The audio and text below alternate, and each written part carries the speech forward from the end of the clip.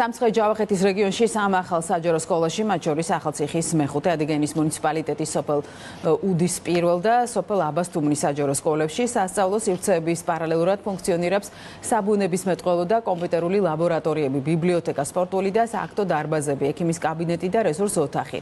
სკოლები ადაპტირებულია შეზღუდული შესაძლებლობის მქონე პირებისთვის. ახალციხის მეხუთე და ადიგენის მუნიციპალიტეტის სოფელ უდის საჯარო სკოლებში 600 მოსწავლეზეა გათვლილი, აბასთუმნის საჯარო სკოლა 120 მოსწავლეზე. საჯარო სკოლების მშენებლობა, რეაბილიტაცია, საგანმანათლებლო და სამეცნიერო ინფრასტრუქტურის განვითარების სააგენტომ განახორციელა.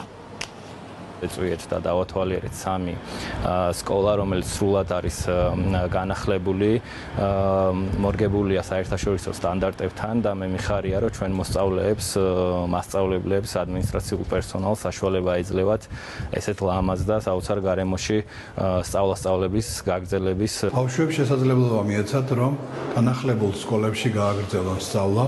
ულოცავ მე ამ დღეს, როგორც ბავშვებს, ესევე პედაგოგებს, ბავშვებს მიუძლებათ ყველა კომფორტზე ხელი, რაც კი შესაძლებელია დღის მდგომარეობით.